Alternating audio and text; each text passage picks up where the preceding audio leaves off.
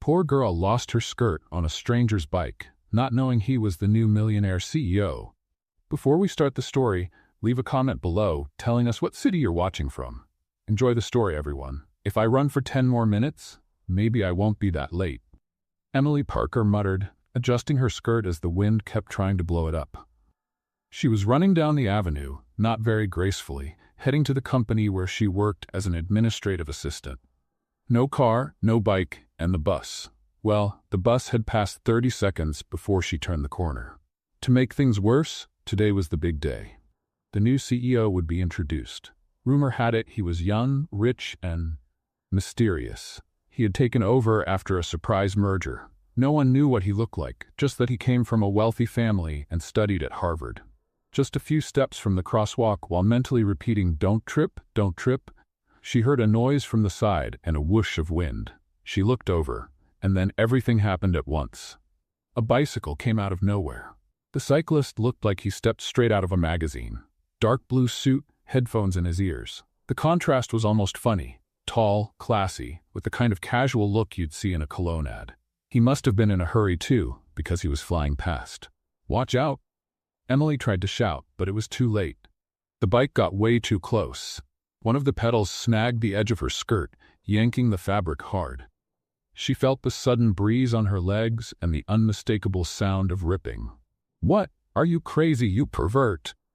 Emily shouted, using her bag to cover herself as she ran toward him, her face completely red. Ryan hit the brakes, turned around, and saw her skirt caught on the bike chain like a white flag. He stared at the girl in her button-up shirt, bare legs, eyes wide open in shock. "I'm so sorry, I swear it was an accident." He dropped the bike and ran toward her holding the skirt. "Are you nuts? Some kind of two-wheeled creep?" "What? No, you're the one who stepped into my way. I was walking on the sidewalk, and I was dodging a killer poodle. You ripped off my skirt." "Blame the skirt. Why wear something so snag-prone?" "Snag-prone? Are you just making up words now?" "It's an offensively aerodynamic skirt." Now they were face to face. She stood there in just a long shirt, trying to keep what little dignity she had left. He stood there holding the skirt like a surrender flag. "Give me that." She yanked the fabric from his hand. Furious. "Really, I'm sorry. Can I help somehow? You've helped enough." "What's next? Gonna rip off the rest of my clothes?" "Look, I was just trying to get to work." "So was I. And guess what? Now I'll show up looking like I crawled out of a tornado." "Hey, want a ride?" He pointed to the bike. "If you bring that bike near me again, I'll throw coffee on your suit." Ryan raised his hands, laughing despite himself. Okay. It was an unfortunate accident with a funny twist." She glared at him. He winked. She sighed, turned around, pulled 2 bobby pins from her bag, and did her best to twist and pin the skirt back in place. "Get out of here, apocalypse cyclist." Ryan got on his bike and started pedaling.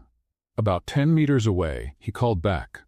"Sorry, I took your skirt, but nice legs." He laughed out loud. She raised her finger at him, the index one, because she still had manners. With her skirt badly pinned together, she turned and walked away, holding on to whatever pride she had left. "This has to be a cosmic prank. First the bus skips me, then Tarzan on a bike, and now I'm holding my clothes together with bobby pins. Great, Emily. Just great." Far ahead, Ryan kept looking back, still laughing. "She's intense, but she's not going to forget me anytime soon." The company auditorium was packed. Screens on, projectors ready, little coffees being served on plastic trays pretending to be fancy. Everyone whispered, wondering who the new CEO was. "They say he's young," one receptionist whispered, "and super rich. Like, private jet and an elevator in the bedroom rich," another added. "But no one's seen a photo, not even on LinkedIn. He's like a ghost CEO." Meanwhile, Emily Parker was walking down the hallway like she'd just survived a zombie attack. Her skirt was still pinned with 2 bobby pins, and with each step she could feel the fabric threatening to fall. She skipped the coffee table, ignored the stares and whispers, and found a seat in the back row, trying to disappear. "Emily," whispered Claire, her co-worker. "What happened to your clothes?" "Long story. It involves a bicycle and a mentally unstable guy," she replied, adjusting her skirt for the 10th time. "That sounds awful. Was it a robbery?" "Worse, it was a fashion accident. I'll tell you later." Claire just blinked, confused, while Emily turned her focus to the stage in front of them. An HR executive stepped up to the microphone with the energy of an awards show host. Good morning, everyone. Today is a special day for our company. As you know, our new CEO is here. He's taking over starting today, and I can assure you he's a true change maker. Emily rolled her eyes. Here come the arrogant guys in suits. The presenter went on. Ladies and gentlemen, please welcome Ryan Cooper. Emily's heart stopped, literally. A second of complete silence. Her feet froze, eyes wide. No. Slowly, she stood up a bit to get a better look, and there he was. The creepy cyclist, the skirt yanker, the man who ruined her dignity that morning. Walking calmly up to the stage, smiling in a perfect suit. Same face, same carefully messy hair. He held the microphone like he was born to do it. Emily took a step back, stumbled on her heel and shouted without thinking, "You!" Ryan turned, and their eyes met. His smile widened a little. She was speechless. Claire grabbed her arm. "What was that? Do you know him?" "He pulled off my skirt." Total silence. Someone coughed up front. Ryan coughed too, like he was trying to play it off. Well, I guess that was quite the unique introduction," he said, looking at Emily for a moment before turning back to the audience. As some of you might know or may have just found out, it's been an interesting morning. But I want to say I'm excited about this new challenge, and especially about the chance to work with such an expressive team. The room let out a polite laugh. Emily slowly sat down, wishing she could melt into the carpet. For the next few minutes, she couldn't even hear what he was saying. All she saw was the scene from earlier playing in her head. The skirt flying, the bike screeching, him holding the fabric and saying, "Your legs are beautiful." And now he was her boss. Of course, obviously. The universe hated her. When the speech ended, Ryan came down from the stage calmly, greeted the directors, and walked down the center aisle like a celebrity on the red carpet. Emily tried to hide behind an intern's head, but it was too late. He passed by, tilted his face slightly, and whispered, "Careful not to lose your skirt." She clenched her teeth. "You're going to pay for this, cyclist turned CEO." "I'm looking forward to it," he said with a half smile as he walked on. Claire looked at her, wide-eyed. "What was that, Emily? What do you mean he pulled off your skirt?" "Literally pulled it off. It was like a wild fashion show gone wrong. I want to disappear. And he's really handsome." "Shut up." "No, really, I think I'm falling for him. I think he's a magazine cover psychopath." "That's kind of hot too." "Claire, okay, but are you really going to keep working here? With him staring at you like that?" Emily sighed. Her skirt was starting to come apart again. She got up and quietly left the auditorium, holding the fabric with both hands. But before she could leave, she heard one last line. "By the way," said the HR executive at the mic, "the new CEO will have a personal assistant. We'll announce who it is later today." Emily froze at the door. No, not me, I'm not. Then she felt a chill, a very bad feeling. "You wouldn't, would you?" Outside, Ryan was talking to someone from HR, typing on his phone. On the screen, he wrote, "About my assistant, I've already chosen." Emily was pacing in the HR hallway, her skirt still half-pinned and her head spinning. What started as a regular morning had turned into a nightmare in several chapters. First, the bicycle accident. Then, the public humiliation in the auditorium. Now the cherry on top. Someone from HR had just invited her to a private meeting with the new CEO. She walked into the room with frayed nerves but kept her posture. She held her head high, chest out, and knocked on the door. "Come in," said the voice inside. She opened the door. There he was, Ryan Cooper, sitting in a swivel chair holding a coffee cup, as if nothing had happened. "Seriously? You call me in here and pretend everything's normal?" "Hello, Emily. Have a seat," he said, pointing to the chair in front of his desk, wearing that same smug smile. "I'd rather stand. I've been sitting since you ripped my skirt off. I need time to recover emotionally." Ryan raised his eyebrows, resting his elbow on the table. "Nice to see we're starting off with maturity." "Maturity? You ran me over with a corporate bike and now you want to talk about maturity? Technically, you stepped into my path. Technically, you have issues. And technically, you just got promoted." Emily blinked. Twice. "You heard me. I've decided you're going to be my new personal assistant, starting today." The silence in the room lasted exactly 3 seconds before it broke. "Are you kidding me? I don't joke about promotions. That could lead to lawsuits." After what you did to me this morning, the least you could do is let me work 5 miles away from you. But you're organized, direct, you speak your mind, have good reflexes. He pointed at the coffee she was still holding and clearly handle tough situations well. You're perfect for the job. This is punishment, not a promotion. Are you trying to torture me? Just a little, he said with a smile. Listen here, Ryan Cooper, or whatever your superhero in a suit name is. I'm not taking this job. Forget it. He crossed his arms and leaned forward. Of course, you can refuse. But then you stay at the shared desk, next to that printer that yells paper jam all day. And no raise. Emily hesitated. She thought about her bills, her rent, the printer, Supervisor Linda's constant complaints. This is emotional and professional blackmail. Welcome to corporate life. She crossed her arms. Fine, I'll take it. But just so you know, I'm going to make your life very difficult. Great, I love a challenge, and you're going to regret it. I already regret riding my bike to work this morning, but here we are. Emily took a deep breath. She was now officially tied into an emotional contract with a cycling CEO who, for some reason, thought all of this was funny. And what about the dress code? She asked. Because the skirt you tore is beyond repair. I already ordered new clothes for you. Stronger fabrics. Gear-resistant. She gave him a deadly stare. He faked surprise. Just kidding. But seriously, you'll get whatever you need. Good, because if another piece of my clothing gets ruined because of you, I'm suing for emotional, material, and textile damages. Just give me one chance to make it up to you. Let's work together for a week. If at the end you still want out, I'll let you go. No strings attached. Emily looked at him, evaluating. She loved a challenge, but this one felt personal. 1 week. And if you pull on any part of my clothing again, I'll tie your tie to the bike wheel. Deal. She turned to leave, but before she reached the door, she heard. Emily? What now? Want my shoes too? Just wanted to say, it's nice to see you again in a less traumatic way. She stopped, slowly turned back with a smile. It's still traumatic. The setting just changed, and she left, slamming the door with slight satisfaction. In the next room, Claire was waiting, jaw dropped. Emily, did you talk to him? I did, and I'm his new personal assistant. You what? Yep. Apparently I got promoted for passive aggression and clothing endurance. That's wonderful. It's a trap with the beginning of a romance. Don't start, Claire. Just don't. Emily went back to her temporary desk and began packing her things. She knew the days ahead would be intense, full of teasing, challenges, and probably more embarrassing moments. But one thing was certain. She wasn't going down without a fight. And Ryan Cooper better be ready, because if he thought he was good at games, he hadn't seen Emily Parker in competitive mode.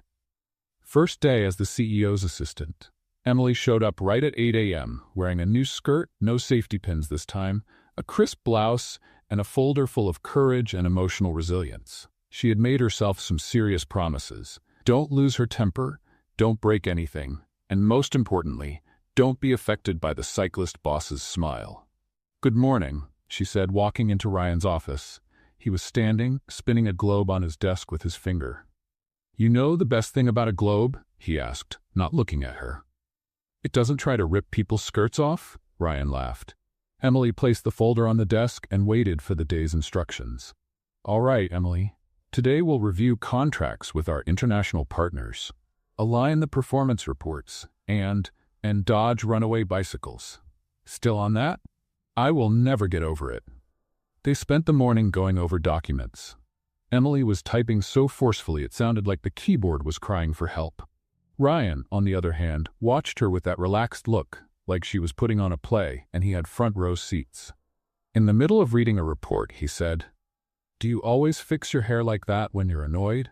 Only when I have to deal with teasing billionaires. Good. I'll use that as an emotional thermometer.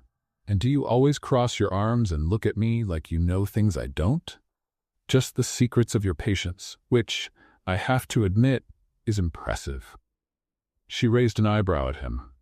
Do you really need to comment on everything? Only when the company is interesting. Emily tried to ignore him. But his comments had an annoyingly charming quality. Around noon, they went down together to the company cafeteria. The walk to the elevator was quiet, but as soon as the doors closed, Ryan let out a loud sigh. This elevator takes longer than my college degree. Oh, so you didn't inherit the company? No, I studied, worked, drank awful coffee, and lived like an intern for 3 years. Hard to picture you as an intern. I was great. One time I typed a whole report wearing oven mitts because the AC was broken. Emily let out a small laugh. Seriously? Sadly, yes. The elevator jerked for a second, making a strange noise. They looked at each other, tense. Was that a sign from above? Emily asked. Maybe. Something like you're flirting at work. Get back to your spreadsheets. Flirting? Who's flirting? You are. Me? You're the one saying lines that sound like a French perfume ad. That was flirting too. Stop it. The doors opened. They walked out with serious faces that fooled no one. At lunch, they sat at a table in the corner. Emily wanted to avoid the curious glances from coworkers. Claire walked by every 5 minutes just to say hi with a suspicious smile. Claire thinks we're in some office drama, Emily whispered, eyeing her friend. Aren't we? If we are, it's a badly written episode. Ryan bit into his sandwich. I like badly written episodes. They always have surprises. Later, back in the office, they were discussing a contract clause. This is badly worded. Payment with retroactive date until the last 10th of the month, Emily said, pointing with her pen. It's standard legal language. It sounds robotic. Can I rewrite it? Go ahead. But if I get a letter from legal using slang like super cool, I'll blame you. Emily wrote, payment will be made by the last day of the month based on the agreed amounts. Clear. Elegant? No slang, she said. Ryan read it and nodded. Impressive, I know. I can also make coffee with one hand and print labels with the other. I don't doubt it. And you? Me what? Besides riding bikes and removing women's clothes in public, do you have any useful skills? Ryan laughed, the kind of relaxed laugh that made Emily secretly more irritated. I cook. Not well, but I do, and I can tie a necktie with my eyes closed. Congrats. That'll save you in a necktie uprising. And you? I can guess someone's coffee order just by looking at their face. Try me. She looked at him for 3 seconds. Oat milk latte with a pinch of cinnamon, because you pretend to be more complicated than you are. Ryan blinked. Slowly. Was I right? Unnervingly, yes. I'm good at this game. You're good at more things than you let on. She didn't respond. She looked at the clock. I have to drop off some reports at HR. Want me to go with you? No, it'll look like we're flirting again. And the elevator might want revenge. She walked off firmly. Ryan watched her disappear down the hallway, and for the first time that day, he had nothing to say. He just stood there, staring at the door with a slight smile. Later in the afternoon, Emily went back to her old desk to grab a mug she'd forgotten. Claire was already there, obviously waiting. So? So what? How many kisses so far? Claire. Just asking. You've laughed, argued, flirted. The next step is either a kiss or a dramatic hallway argument. Nothing like that is going to happen. You like him. I hate him. You like him in a way you haven't figured out yet. Emily huffed and walked away, pretending the conversation didn't get to her. But deep down, a little voice said, what if Claire's right? On Friday morning, Emily had barely arrived at the office when she saw a golden envelope on her desk, with her name handwritten in elegant cursive. Claire, of course, was already beside her, practically buzzing with excitement. Someone's feeling very important. What's that? If it's a fashion court summons, probably deserved. Emily muttered, carefully taking the envelope. She opened it. Inside was a fancy invitation to the company's annual event, a gala dinner with all the executives, investors, and senior staff. Oh no, she said, reading the bold print. Mandatory presence of the CEO's personal assistant. That means you, Claire smiled. And in that new dress. You're ready to shine, huh? Emily sighed. Shine isn't the word I'd use. Quietly survive sounds better. Later, around lunchtime, she got an internal call from the executive floor. Mr. Cooper's office. It's him. Can you come up? Emily rolled her eyes, grabbed her notepad, and walked up with steady steps. When she entered, she saw Ryan with his back turned, fiddling with a small white box on his desk. You called? Yes, he said, turning around with a package in his hands. This is for you. If it's another skirt, I'd rather pick my own, thanks. It's not. It's a gift. She raised an eyebrow. Is it poison? No. It's a dress. Emily frowned. You got me a dress? For the event. Consider it a long overdue apology and a thank you for surviving 2 weeks as my assistant without killing me. She hesitated. The package was elegant, delicate, very nicely wrapped, and smelled ridiculously good. Look, Ryan, you don't need to buy me clothes. I already have a dress. You do? Yes. Navy blue, thin fabric, no sparkle, and a zipper that always gets stuck? Emily's eyes widened. How do you know? I'm observant. I'm also good with zippers. But this one. He held up the box. This is different. I think it'll suit you. She crossed her arms defiantly. If it's red, I'm sending it back. What if it's black with subtle details and a cut that flatters without overdoing it? I'll think about wearing it. That night, Emily walked into the main hall, holding a black clutch borrowed from Claire, her heart pounding. The dress really was black, with a gentle shimmer on the shoulders and an elegant slit that showed her legs as she walked. She felt different. But what made her most nervous was knowing that at any moment Ryan Cooper would appear, and surely say something clever to throw her off like always. She spotted colleagues, directors, a few investors she only knew by email. And then finally she saw him. Ryan was talking with a group of businessmen, laughing at something that didn't seem funny, like all CEOs at formal events. But when he saw her, he froze for a second. Just 1 second. And that was enough for Claire, standing beside her, to whisper, "He's looking." And he stopped smiling.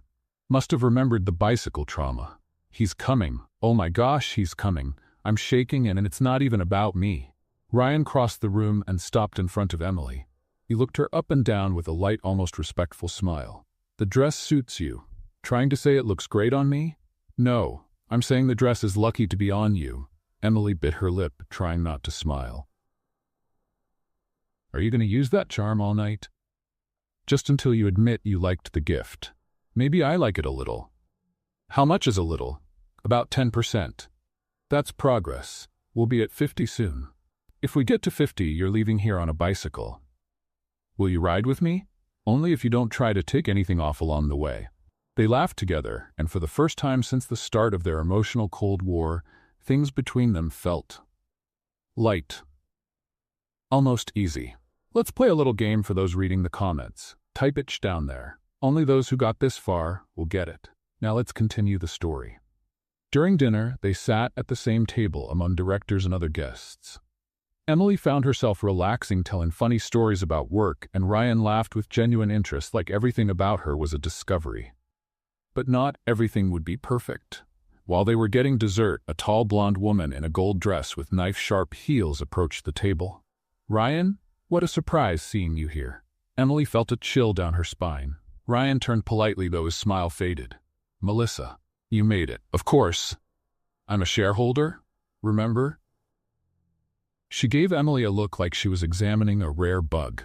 "And this is Emily, my assistant." Interesting." Melissa extended her hand. "You two seem close." "Only in chairs," Emily replied, shaking her hand with a forced smile. Melissa let out a light laugh, the kind that says, "I'm going to destroy you," and still sound polite. "I'll see you around," she said, walking away with a sway that had probably been practiced in the mirror. Emily looked at Ryan. "Who's the snake?" "Ex-girlfriend." "Why does she say your name like it's a fancy perfume brand?" "Because she still thinks we're getting back together." "Which isn't happening." "Good to know. Were you jealous?" "I was afraid she might trip me with her stiletto heels." "She wouldn't stand a chance.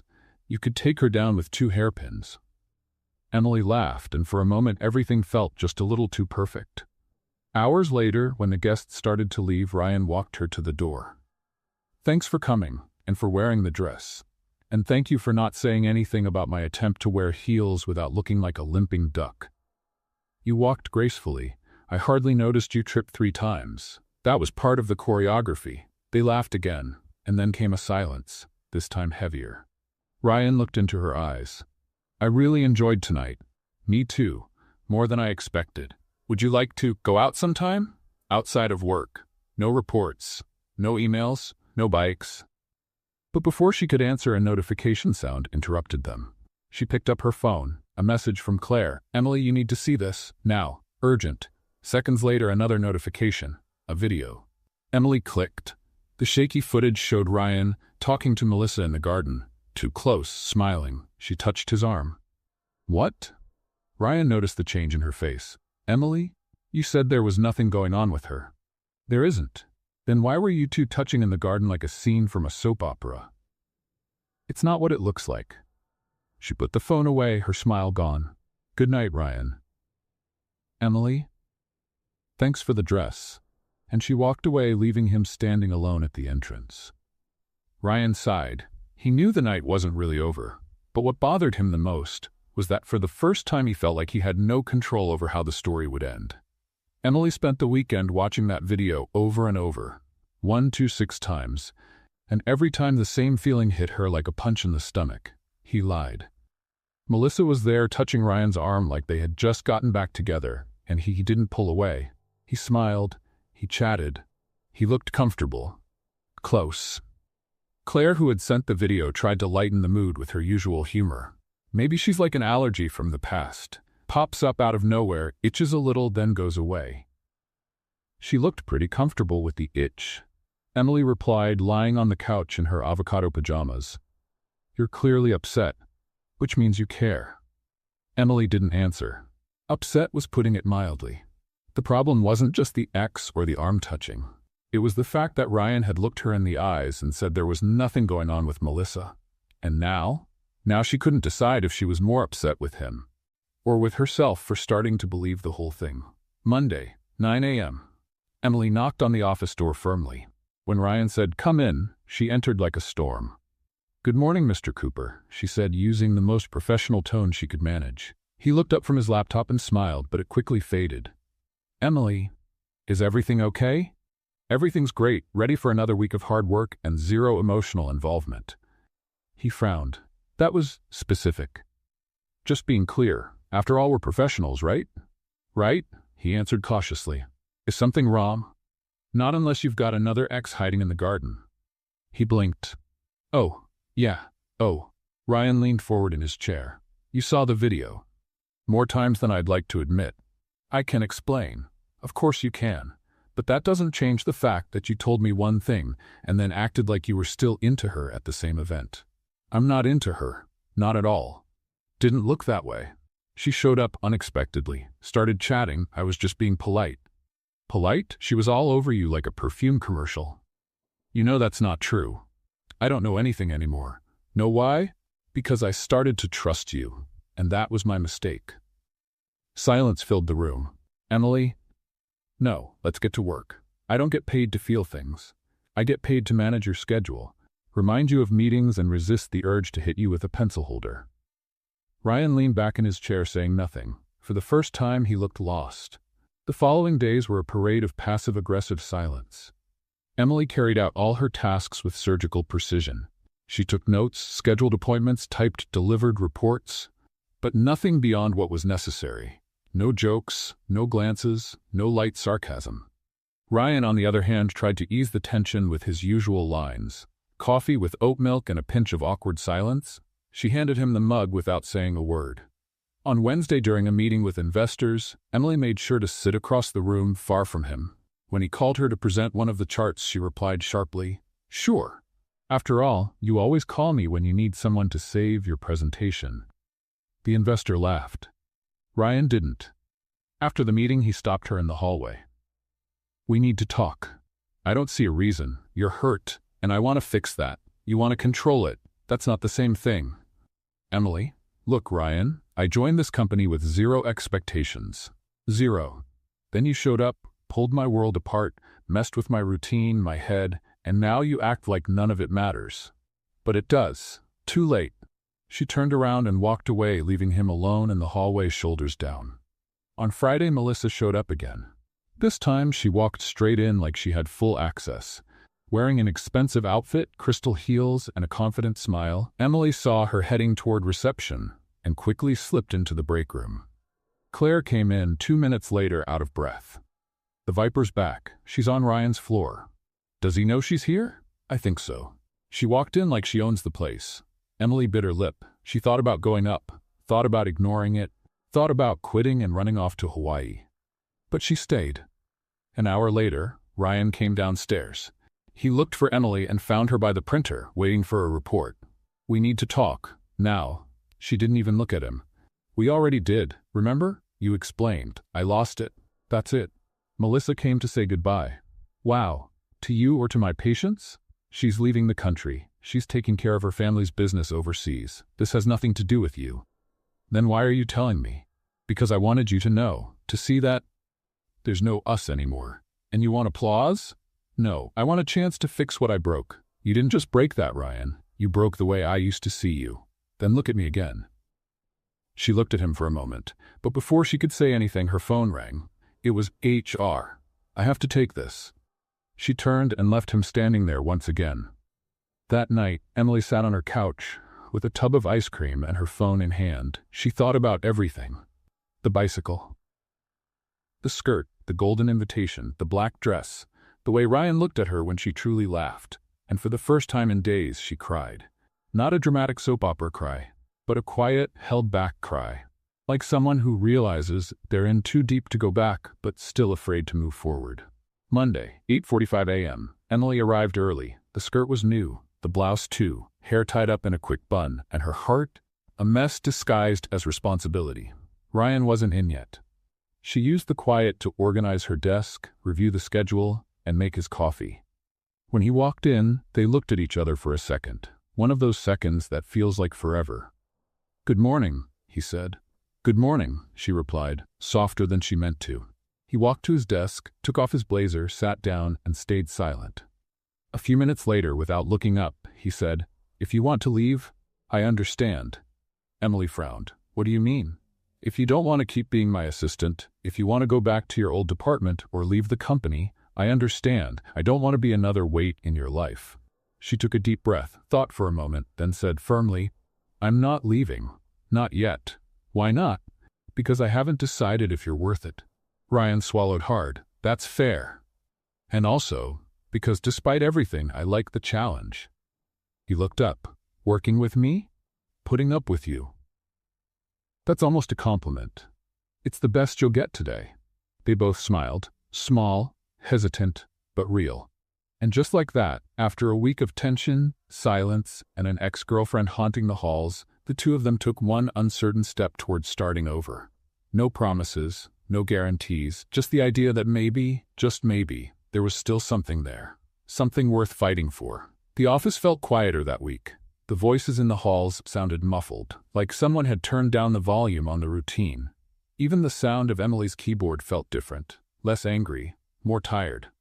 There was an invisible wall between her and Ryan. It wasn't made of harsh words or open wounds. It was made of hesitation, of missing smiles, of avoided glances. Emily kept working. She answered what needed to be answered, met her deadlines, organized schedules, took calls, but what used to be full of sarcasm and light teasing had turned into dry phrases like, "Meeting at 2 p.m., the report was submitted, the call with the client is scheduled." On the other side, Ryan seemed to adjust to the silence with quiet discomfort. He tried to stay professional, but he wasn't blind. He knew Emily was there out of duty, not choice. He knew he had lost something, something subtle, something valuable. On Tuesday, while coming back from an off-site meeting, Ryan passed by a park near the office. He stopped his bike, which had become just a quiet way to get around, and sat on a bench in the shade.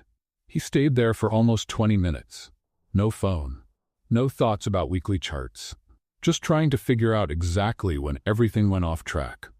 When a simple, awkward meeting on the street had turned into emotional confusion. He remembered their first elevator talk, the silly arguments, the way she refused to be charmed. And strangely, that's what had charmed him most. Now there were no jokes, no yelling about ripped skirts, no office debates about who was more stubborn. Now there was just distance. Claire noticed the change on the second day. "You're acting like you're going through a divorce without ever being married," she said, tossing a candy wrapper into the trash with perfect aim. Emily answered with a sigh. "It's not a divorce, it's more like an emotional break. Does he know you're on this break?" "He's probably on the same one." "Do you still like him?" "I like who he was before he became a walking dilemma." "Emily." "Claire, if he had just been honest from the start, maybe things would be different. But now, every time I look at him, I remember that night, that video, that feeling of being misled." "But he explained it." "I know." "And you believe him?" Emily stayed quiet for a moment before answering. "I do, but I can't forget." Ryan, on his side, tried to fill the gap with work. He started leaving the office earlier. Eating lunch alone, delegating tasks to assistants from other departments, even though he knew Emily would do them better. And she noticed.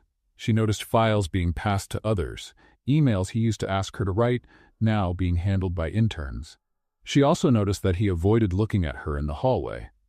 It was as if they were standing on opposite sides of the same bridge, both waiting for the other to take the first step. On Thursday afternoon, Emily was called by HR. They needed her to help organize the annual leadership meeting, which would bring together representatives from different company branches. It was a big event, and she'd have to work with another executive coordinator. She accepted right away. Anything that kept her busy and away from the daily tension with Ryan was welcome. During the planning meetings, she met Daniel Miller, a manager from one of the East Coast branches. Tall, cheerful, a bit clumsy, but with a light energy that contrasted with the office's gray atmosphere. "So you're the famous Emily Parker," he said, shaking her hand with a genuine smile. "Famous? I've heard stories.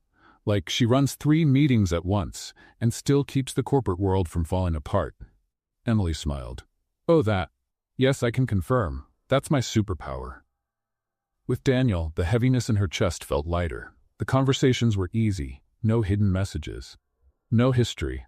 And little by little, she found herself laughing again, not in the same way she laughed with Ryan, but in a new way. Lighter, safer. On Friday, after another planning meeting, Daniel invited her for coffee. "Just to thank you for saving my reputation in front of the marketing coordinators," he said, putting his hands in his pockets with a childlike smile. Emily accepted. The coffee was pleasant. She shared funny stories from her early days at the company, and he talked about his work trips gone wrong, including one where he forgot his suitcase at the hotel and only realized it at the airport. They laughed. A lot. And at one point, Daniel looked at her with a little more attention. "You have a beautiful laugh, you know that?" Emily looked away. "You're also good at making compliments sound like jokes. And you're very good at changing the subject." She smiled, and for a brief moment she felt that maybe, just maybe, she was starting to open up to something new. That same day, Ryan walked into the meeting room and, through the inner window, saw Emily sitting in the company's cafe. She was with Daniel, laughing, head tilted, eyes glowing, and Ryan felt something he couldn't quite explain. It wasn't jealousy.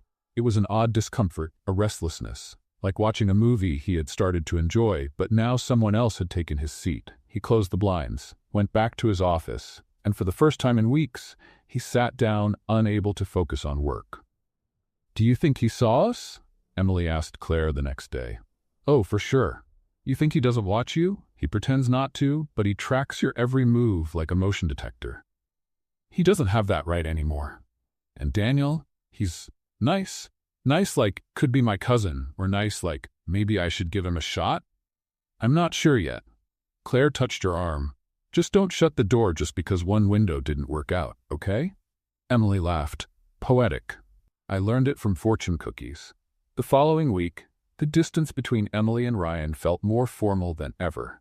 Their interactions were minimal, professional, calculated.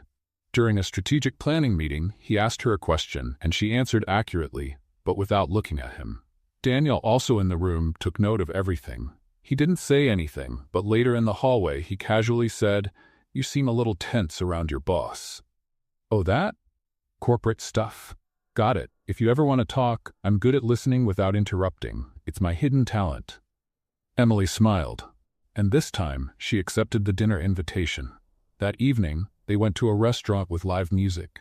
They talked, laughed, and Daniel drove her home. At the door, he leaned in slightly. Emily hesitated but then touched her cheek to his for a kiss. "Thanks for tonight," she said.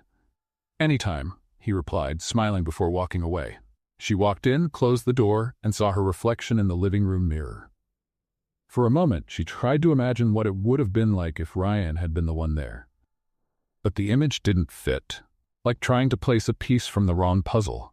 She sighed, picked up her phone and saw an unread message from Ryan. "Great job coordinating the event. I saw the photos. You looked great." Emily stared at the screen for a few seconds before replying, "Thanks. I hope the project met your expectations." Cold, professional.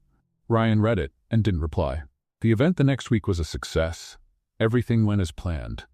At the end, Emily and Daniel were congratulated by upper management.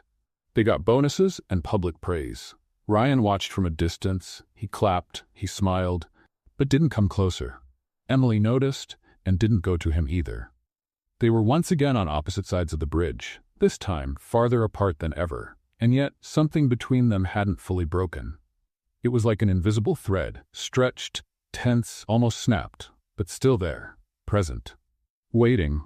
The last thing Emily expected to find on her desk that morning was a handwritten envelope. The handwriting was familiar, straight, neat, no frills, like someone who prefers saying things with as few words as possible. She hesitated before opening it. The office was still empty. Ryan hadn't arrived yet. Claire walked by behind her, holding a cup of chamomile tea and giving her a curious look. Secret message? Invitation to Hogwarts? No, looks more like a letter. A letter? In 2025? That's someone trying to apologize with emotional impact.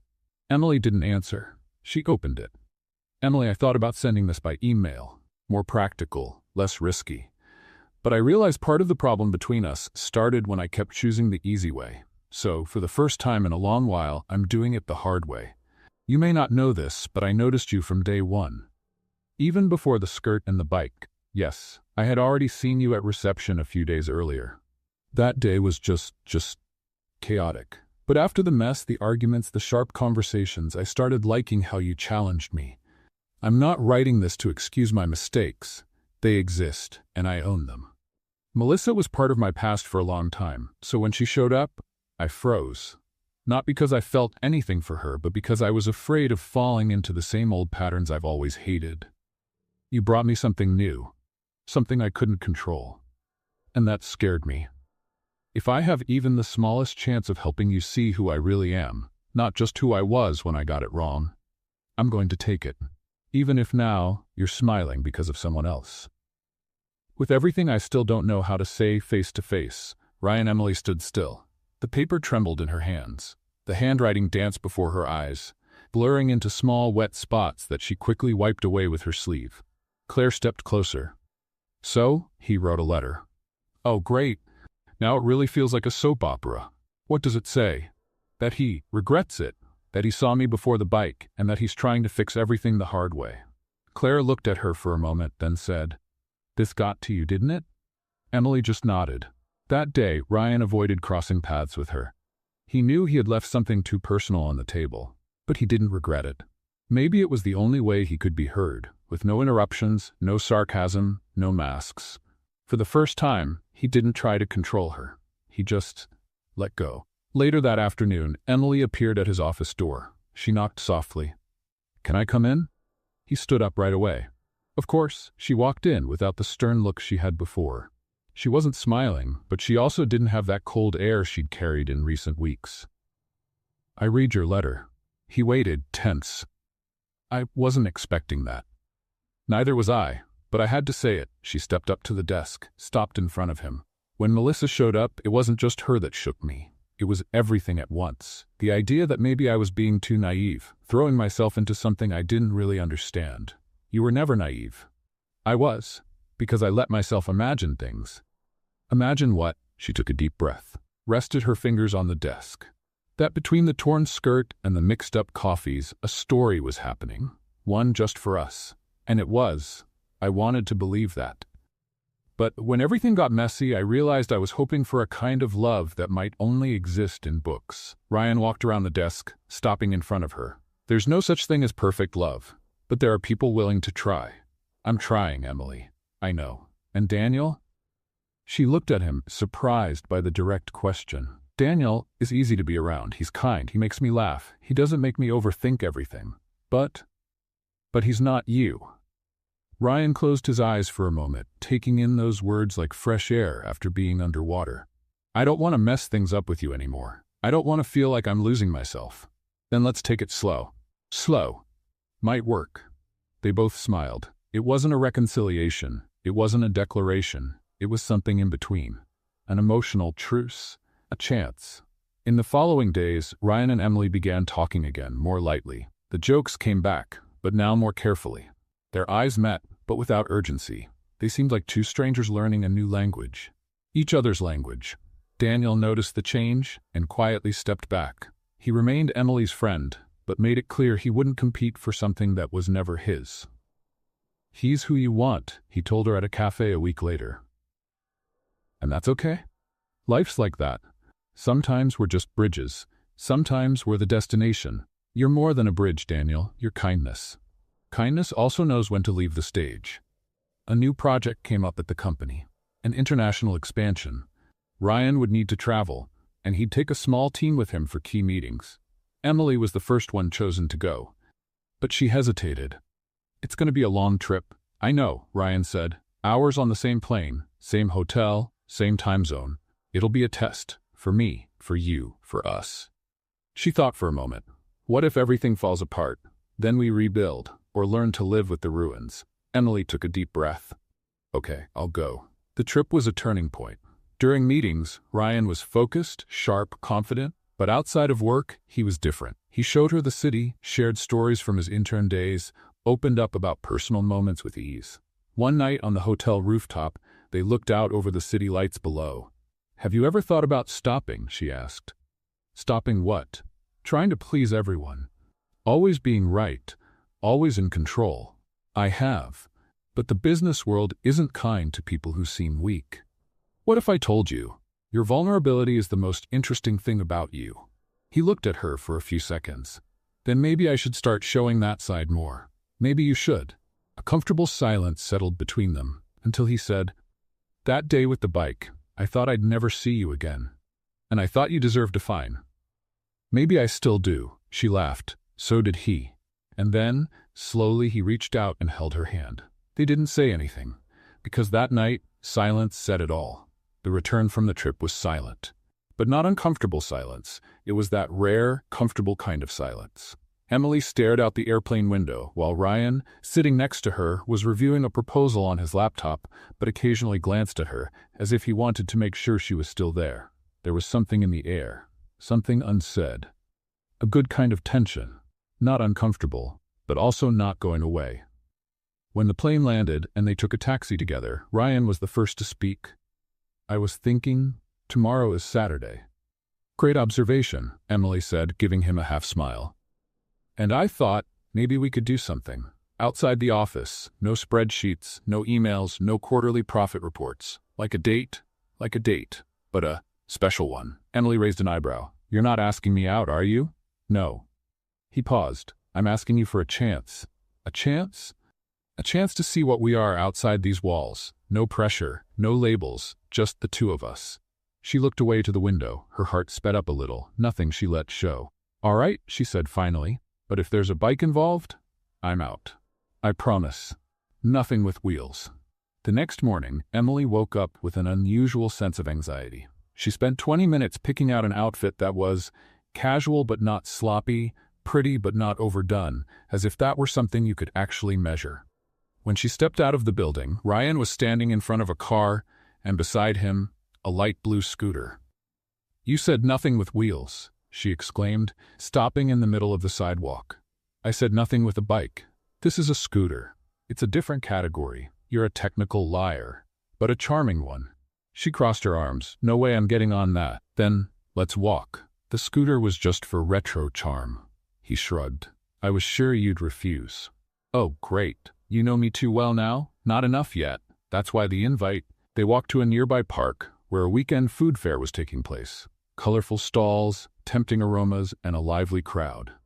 "This is unexpected," Emily said, accepting a goat cheese sample from a smiling vendor. "I thought it would be fun. Plus, you like things off the beaten path." "Have you been studying my behavior?"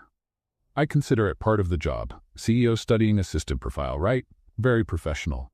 They strolled between the stalls, stopping to try homemade pies, truffle garlic bread, pistachio brigadeiros, which Emily judged with a skeptical look before admitting they were good. In the middle of the park, there was a Ferris wheel, surrounded by kids and teenagers. "Oh no, don't even think about it," Emily said, seeing Ryan turn his face toward the attraction. "I didn't say anything." "You looked. I'm innocent." "You're never innocent." But minutes later, they were sitting together in cabin number 12, slowly rising as the city stretched out in the background. "Do you remember our first day?" he asked. The day you ripped my skirt? The same one. He laughed. I thought in that moment you'd hate me for the rest of your life. I thought that too. And now? She looked at him. For a moment there was no cabin, no park, no fair. Just them, suspended in time. Now, I don't know what we are, but I don't hate you anymore, if that helps. That's already a big win. He took her hand.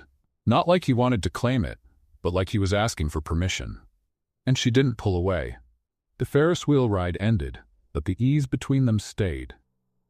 After the park, they continued walking through an old neighborhood in the city.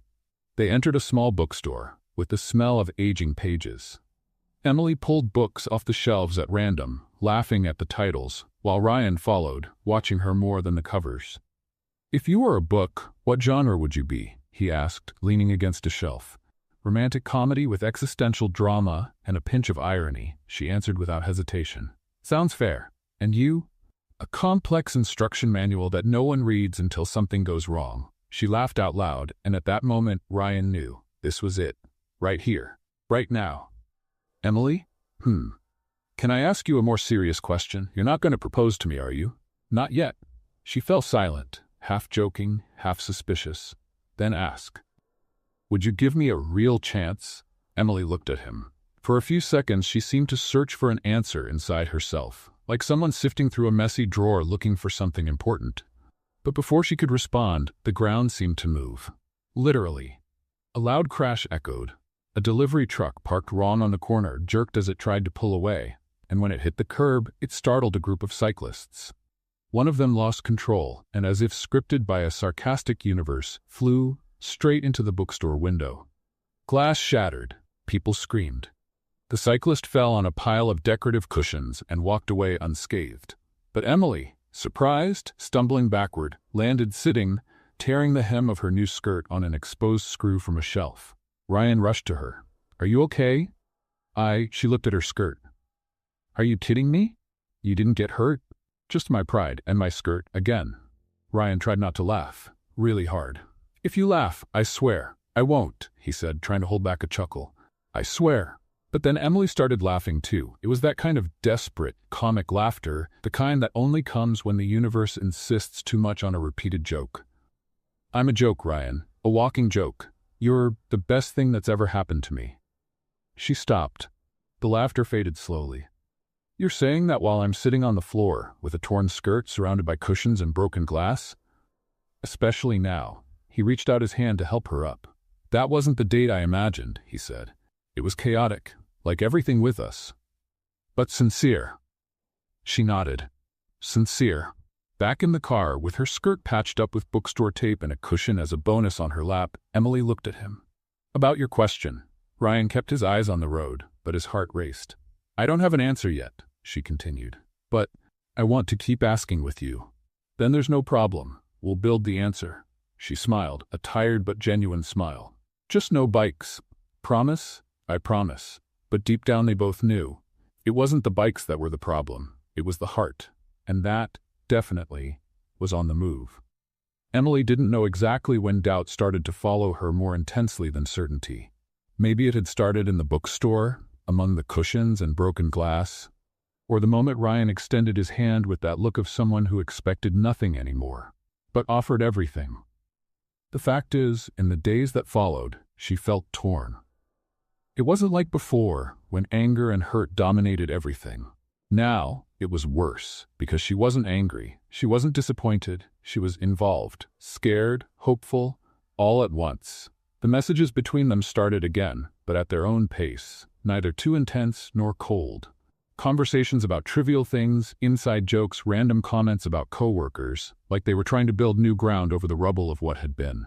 At work, they kept it discreet.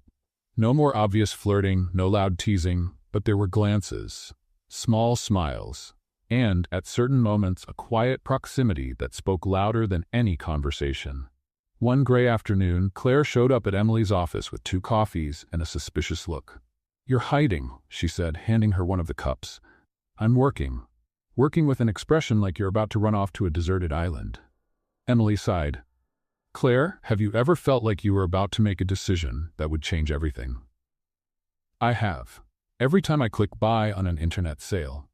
I'm being serious. I am too. But yes, I've felt that. When I decided to end a 3-year relationship, for example.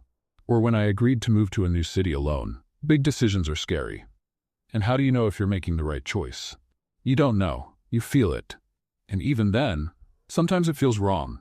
Life doesn't come with email confirmation. Emily leaned back in her chair, staring at the ceiling. Ryan asked me without words if we still have a chance, and I answered, also without words, maybe yes. And now? Now I need to decide if I want to keep trying or if it's better to stop here. Claire drank her coffee. Want some advice? Always. If you're going to mess up, let it be because of courage, never because of fear. Emily smiled. You read that in a fortune cookie, but didn't you? No. It was on a motivational post with a cheesy sunset, but it worked. That night, Emily opened her closet and stared at her clothes as if searching for a sign. There were too many dresses she hadn't worn in months. Blouses she bought on impulse, pants that no longer fit. And then there was that skirt. Not the one torn on the bike, but an identical one, bought weeks later. It was there, hanging, like a reminder of everything that started absurdly. She picked it up and folded it carefully. Then she sat on the bed and wrote a single message. Tomorrow. After work.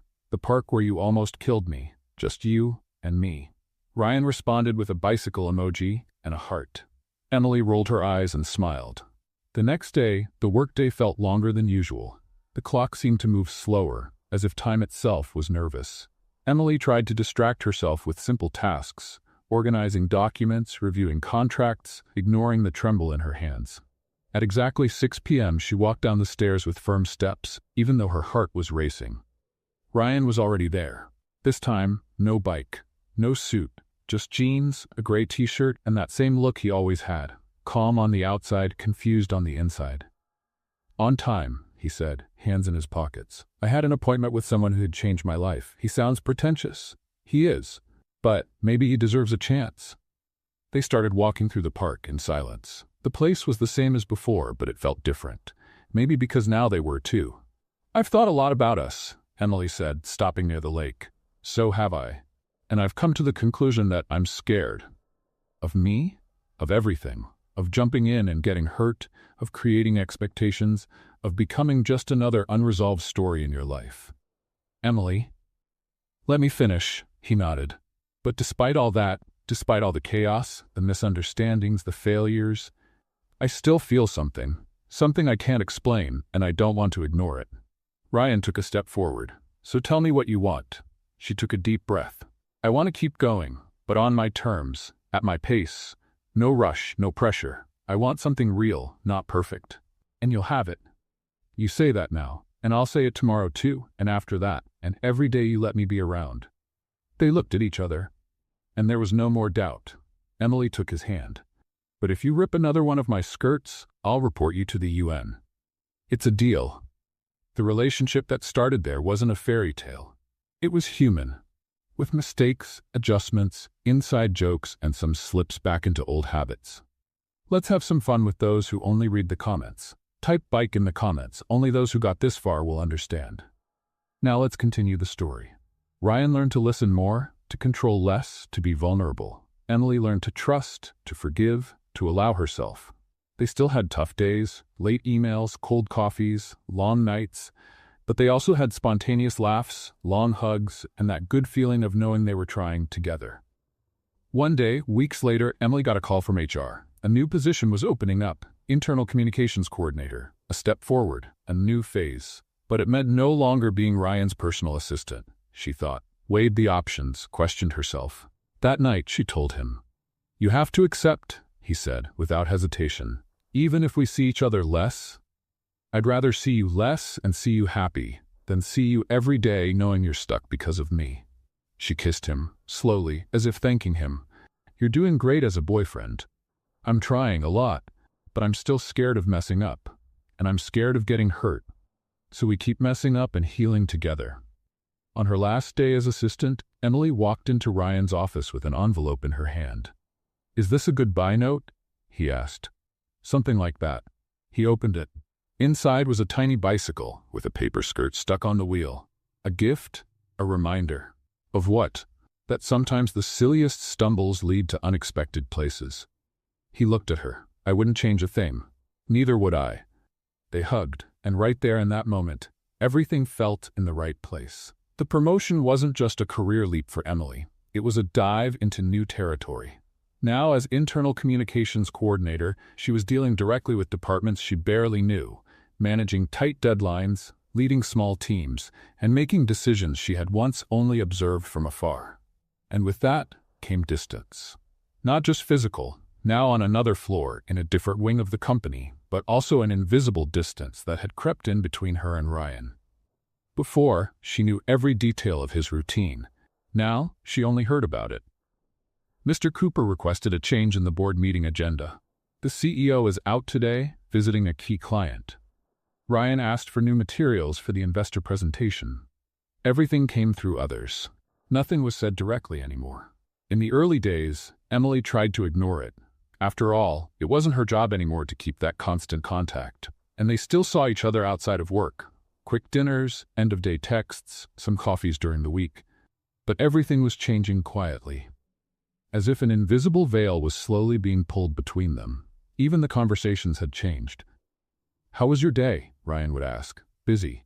Had to review a report with mistakes, deal with 2 nervous interns, and still manage the internal engagement campaign. How about you?" Meetings, and more meetings.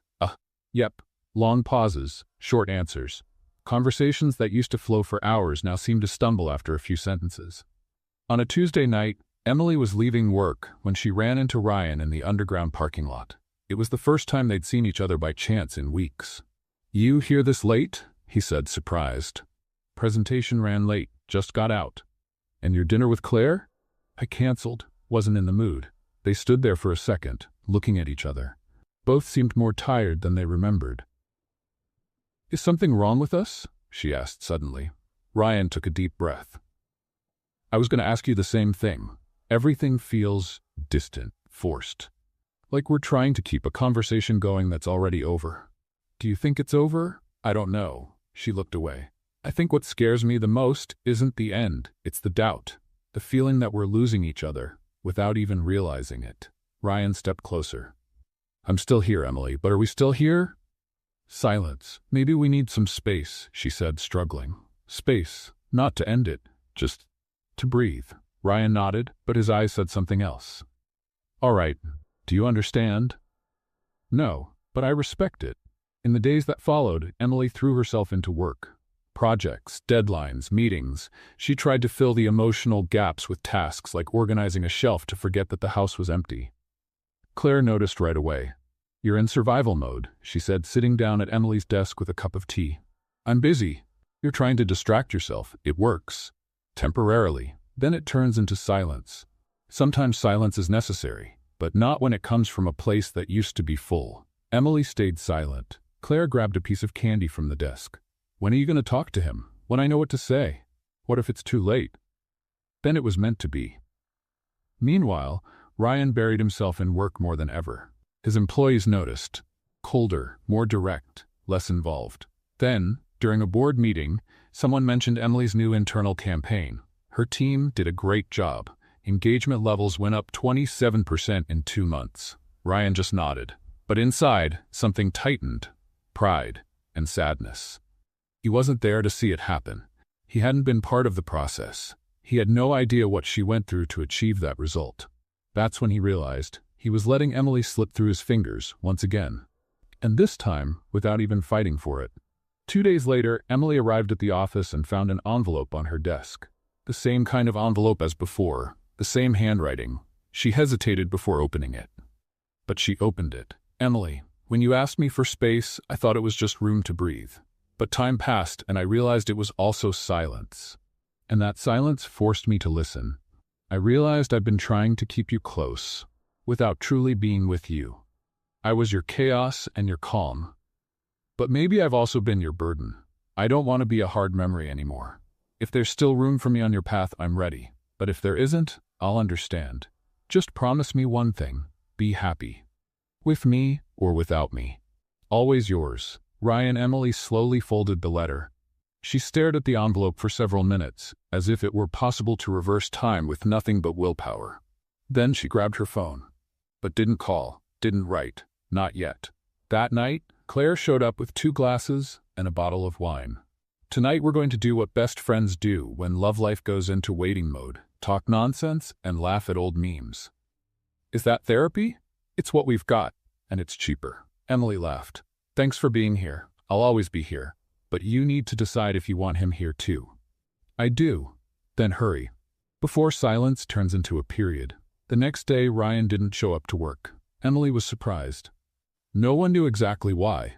The secretary just said he'd taken the day off for personal reasons. At lunchtime, she picked up her phone, called, rang, went to voicemail. She hesitated, then typed a message. Read your letter. We need to talk. Today, is that okay? Nothing. 2 hours later, still no response. Claire came into the room with a newspaper. Did you see this? What? Claire turned the newspaper. A business column highlighted Ryan's possible transfer to an international branch. A new project, a bigger role, a new city. Emily froze. He didn't say anything. Maybe he's still deciding, or maybe he's already decided. She grabbed her phone and tried calling again. Voicemail. Her heart raced. She left the room, went down the stairs, ran to the parking lot. Nothing. His car wasn't there. The weather changed that afternoon. A light rain started falling, as if the sky itself felt the weight of the moment. Standing in the company's lobby, Emily finally wrote, "If you're still in town, meet me at our spot, please." And she sent it. Then she grabbed her umbrella and left. She arrived at the park, wet, empty, quiet. She sat on the bench by the lake, waiting. Minutes passed, then a few more. The rain picked up, and so did the fear. Fear that she was too late, that she had waited so long for an answer, and when she finally wanted to give one, there was no one left to listen. But then, through the misty fog, a figure approached, hands in pockets, slow steps, hair messy from the rain. "You came," she said, standing up. "Of course I did," he replied, out of breath. I almost left, but something told me there was one last conversation left." Emily moved closer. The letter. It was all I could say clearly. "And now? Now I need to hear from you." She took a deep breath. "I choose to keep going, even with the fear, even without certainty, because what we have isn't common, and I don't want to spend my life asking, what if?" Ryan took a step, then another. "I'm willing to start everything over, however is best for you. No rush, no pressure, just truth." They stood in silence for a moment, the rain falling around them like a soft soundtrack to their reunion. Then Emily extended her hand. "Start over with me?" Ryan took it. "Always." And there, in the same place where everything had gone wrong, they decided to begin again, this time the right way. Saying that starting over was easy would be a comfortable lie. Emily and Ryan both knew that. But surprisingly, they found that starting over with lightness could be better than trying to pick up where they left off. Now, everything was different. No more tense glances in the office or sharp jokes to hide their feelings.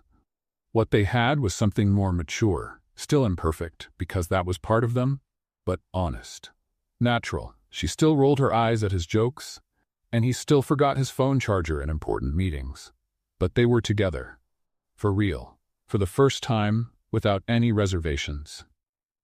One Saturday, Emily woke up to the smell of pancakes coming from the kitchen. "Are you trying to win me over with food?" she asked, appearing in the doorway with her hair tied up in a messy bun. "Win you over? I already won. Now I'm just maintaining the investment," Ryan replied, holding a spatula and wearing an apron that said Chef of Love. She looked at the apron. "Does that have glitter on it?" "Culinary glitter. Very sophisticated." They sat down to eat. The conversation flowed easily, just like it always did during the good times. "You know what I was thinking?" Ryan said, stacking pancakes. "That's always a risk. We've been through it all. Torn pants, nosy ex-girlfriends, painful silences, almost breaking up, and an almost tragedy involving pillows and a reckless cyclist.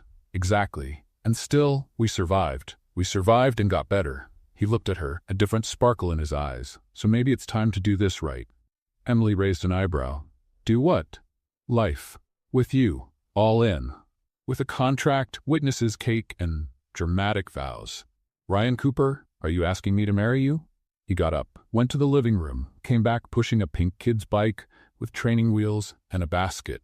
"I was going to do this in style, with a fancy dinner and violin, but I thought this would be more us. This is," she started laughing. A bicycle? Not just any bicycle, the bicycle of a new beginning.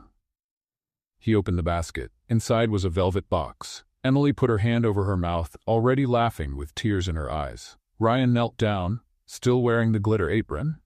Emily Parker, since the day you lost your skirt because of me, my life's been off balance, and I realized I didn't want any routine where you weren't there. Will you marry me and keep laughing at my bad ideas for the rest of our lives? She didn't answer immediately. She just stood there, trying to hold back both the tears and the laughter at the same time. I accept. Of course I accept, you crazy guy. Ryan slid the ring on her finger, and they both fell into an embrace. Straight into the pancakes. The wedding was set for 6 months later. Claire took on the role of head maid of the chaotic and joyful planning. I demand 3 things, she declared at the first planning meeting. A fabulous dress, a dramatic bouquet, and no chance of boredom. Can we get married on a spinning stage? Ryan suggested. Only if you're dressed as a chef with glitter, Emily replied. The big day arrived with sunshine, a clear sky, and more chaos than any normal ceremony could handle. To start, the decorator mixed up the instructions and decorated the hall with bicycles hanging from the ceiling. Is this artistic? Emily's mom asked, her eyes wide. It's symbolic, Claire answered before texting the group. Plan B, the bicycles are now part of the theme. Pretend it was intentional. Emily got stuck in the zipper of her dress 10 minutes before walking in. Claire had to use pliers to get it undone. It's all good, she said, sweating. This is normal. Every bride almost rips her dress from nerves. I'm not nervous, Emily lied, shaking all the way down to her lashes. Outside, Ryan waited at the altar, with the wrong left shoe. They swapped shoes in the dressing room. He only noticed when he tried to walk straight and waddled like a penguin, but none of that mattered when the music started. And Emily appeared. No tripping, no torn skirt, no hesitation. Ryan looked at her like time had stopped. Claire, standing nearby, whispered, "He looks like a CEO seeing the emotional profit of his life double." The ceremony was led by a friend of the couple, who wasn't a priest or a judge, but gave such an awkward and charismatic speech that half the guests were crying from laughter. We're here to unite 2 people who have gone through more accidents, stumbles, and emotional GPS errors than any couple I know, but who decided still to stick together. This, my friends, is what I call success. When it was time for the vows, Emily took the microphone. Ryan Cooper. I promise not to yank your tie during meetings anymore. Unless you deserve it. I promise to patiently listen to your ridiculous ideas and laugh even when they're only half funny. I promise to be your partner on the good days, your rock on the bad days, and your fan on every other day. And, most of all, I promise to never forget the day everything started, with a skirt flying in the middle of the street. Ryan wiped a tear away and took the microphone. Emily Parker. I promise to never ride a bike toward you again, unless it's to run away together from a boring corporate event. I promise to take care of you on your chaotic days, respect you on your tough days, and admire you every other day. And I promise, even after 50 years, to still laugh with you about our first mistakes. And thank God, every day, that they happened. When the I do's were said, the guests cheered, threw biodegradable confetti, and Claire almost passed out from emotion. At the party, the first dance wasn't a waltz, it was an impromptu choreography to a pop song from the 2000s, which ended with Ryan nearly falling. And Emily saving the moment with a laugh and a kiss. The pink bike from the proposal stayed at the entrance of the party, decorated with flowers and a sign hanging on it. Here started the most beautiful disaster of our lives. The guests took pictures, made jokes, and everyone left with party favors. Mini bicycles, with fabric skirts attached to the wheels. Claire, holding the microphone, made the final toast. Today we celebrate not just love, but the improbable. The comic. The things that go wrong until they go right. And, in the end, that's what makes everything so perfect. Later, in the hotel room where they spent their wedding night, Emily lay beside Ryan, both still with glitter in their hair and goofy smiles on their faces. Do you think we'll keep laughing like this forever? She asked, staring at the ceiling. As long as it's up to me, yes. But I'll probably keep tripping over furniture, forgetting birthdays, and making coffee too strong. And I'll probably keep complaining about all of it, dramatizing and threatening to hide your bike forever. Perfect, he said. Sounds like a good life plan. And then, before turning off the lights, Ryan pulled her closer and whispered, You know, for everything that went wrong, I'm thankful. Why? Because everything that went wrong brought me here. With you. And that is my happy ending. Emily smiled, resting her head on his chest. Then let the mess of life come. Together. What did you think of Emily and Ryan's story? Leave your thoughts in the comments. On a scale of 0 to 10, what rating would you give it? Don't forget to subscribe to the channel and hit the bell to stay updated on all our stories. And feel free to check out more touching stories by clicking here on the final screen.